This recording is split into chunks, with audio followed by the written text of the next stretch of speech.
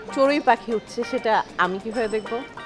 আপনার জন্যই আমার ভেতরে চড়ুই পাখি উঠছে।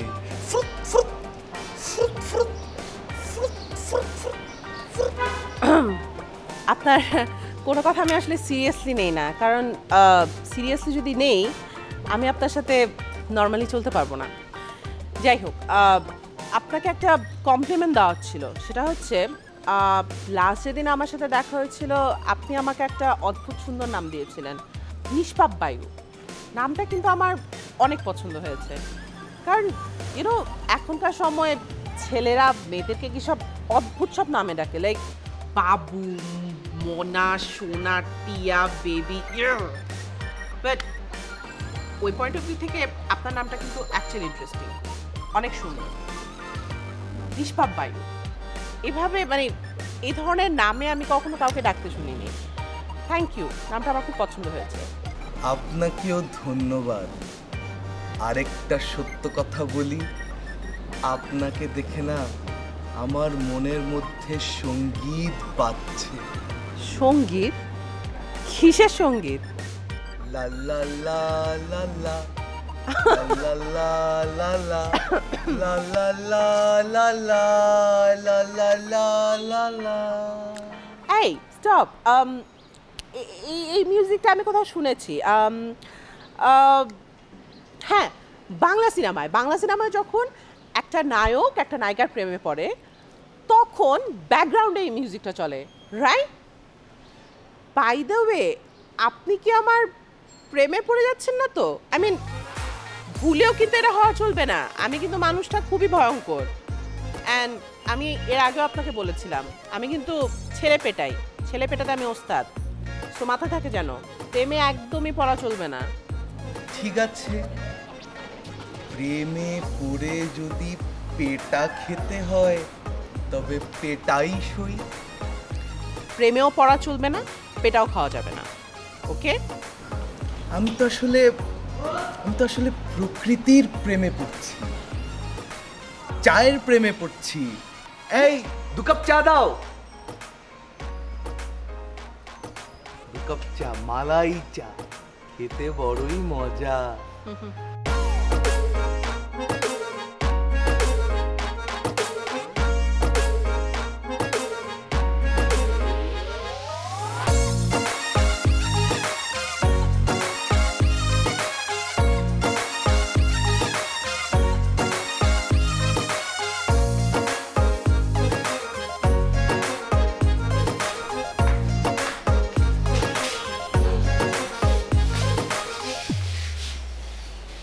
কেমন আছেন? কি হয়েছে জামাল? তো মন খারাপ কেন? তুমি তো সবসময় হাসি খুশি একটা মানুষ, আজকে মন খারাপ? কি হয়েছে? আসলে মোর মন আসলে খারাপ না, একটা ঘটনা ঘটে লিখছি, এরপর ট্যাক্সের উদ্বেগ থাকতে আছে, ভাল থাকতে আছে না কিছু। ঘটনা ঘটে ফেলছো মানে? কি ঘটনা? আসলে ঘটনা কি ঘটাইছি এই এখন আর ইম্পর্টেন্ট না। এখন ইম্পর্টেন্ট হইলে যে ঘটনাটা ঘটাইছি এই কামটা কি মুই ঠিক করছি না বেঠিক করছি এই ঠাউর করতে পারতে আছি না। মুই কোনো ভুল করে লাইলাম না কি ঠিক করলাম এই চিন্তা করে অস্থির লাগতেছে। তোমরা কিছু কি অবশ্যই দিয়ে দেবো, তুমি তোমার কাছে রাখবা, লকারের ভিতর থেকে বাইরে টুক করে খরচ করবা, কোনো সমস্যা আছে নি? ভাইয়া আপনিও আছেন, একটু মজাও বুঝেন না। হ্যাঁ বাবা এমন একটা আবদার করে বসছে আমার কাছে। পিতামাতার যে কোনো আবদার তার সন্তানের পূরণ করা উচিত, পূরণ করে দেন। বাবা একটা বিয়ে করতেছে। কয়দিন কান্না করে মানুষ ছাকা খাইলে?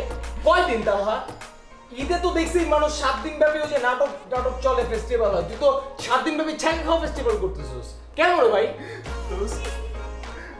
আমার ছেলেটা বড় তো, ওজনেও বড়, বয়সও বড়, লেংদি প্রসেস হয়ে যাচ্ছে তো।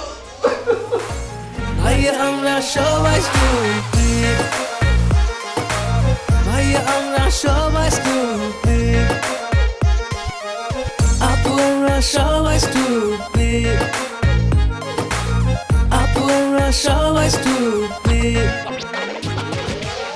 কাকে দেখো কি ফসাইয়া সবাই হতে চায় যে সাইয়া